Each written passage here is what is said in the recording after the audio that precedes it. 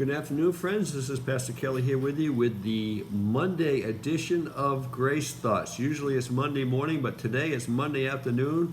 I have a good excuse. I forgot to do it this morning. We've been talking about trauma and post-traumatic stress syndrome and how the effects of it. And I wanted to get into a little bit how we deal with some of these things. But I want to spend just a little bit more time defining it and showing you how it may manifest in your life. As I get feedback from folks watching these little 4-minute mini devotionals, that they're finding it helpful. Like when we lost our daughter, how my wife suffered and how I suffered was very different, how we went through it. I had a memory fog. We both had that. That's very common. I would have sweating. I started having night sweats, very common. I don't have them as much anymore, but I still have them. My wife would have the same thing. She passes out. That is called post-traumatic stress fainting. It's happened only 2 times. She's been injured both times, but I don't have that issue. It all depends, I guess, as time goes on, these different triggers. Everyone has a trigger. The times when my wife passed out, there was always something that triggered it. You can go to the grocery store, and the person that you used to shop for there, maybe it's your child, maybe it's your husband, maybe it's your wife, maybe whatever it is, and you go down a certain aisle, and all of a sudden you get triggered with this thought. Sometimes it comes on you physically, most of the time maybe just emotionally, just by going to the grocery store. Maybe it's driving by a certain place that you have these memories with the loss of the loved one, or maybe there's a car accident there where you lost your loved one, and that's a massive trigger for you. I mean, I know in my personal story, I couldn't go back into the room where the shooting took place for the longest time. It was very difficult, very, very difficult for me to even walk into that room.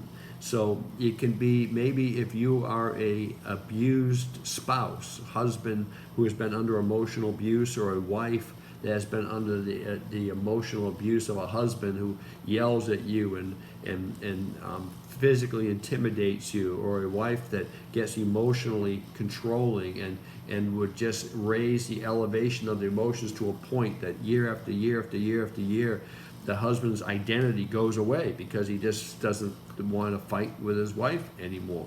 And so then all of a sudden you get to a point where when even simple things happen, you find you get reactionary. You think things that you don't need to be thinking. You think things that aren't even necessarily true, but you're triggered.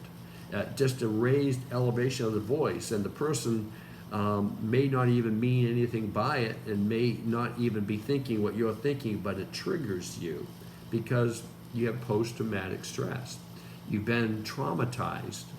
Your brain has been wounded. It's been pre-programmed or reprogrammed from a normal brain into this traumatized brain. It's now, as we go through life, what people say, locations, memory things that we have, how people treat us, how they speak to us.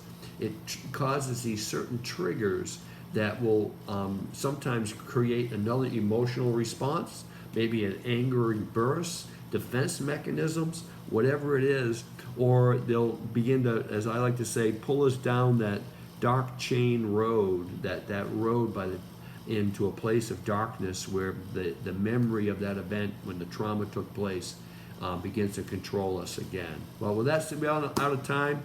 God bless you all. We'll see you Wednesday. We'll continue with these thoughts about post-traumatic stress. Bless you all. Bye.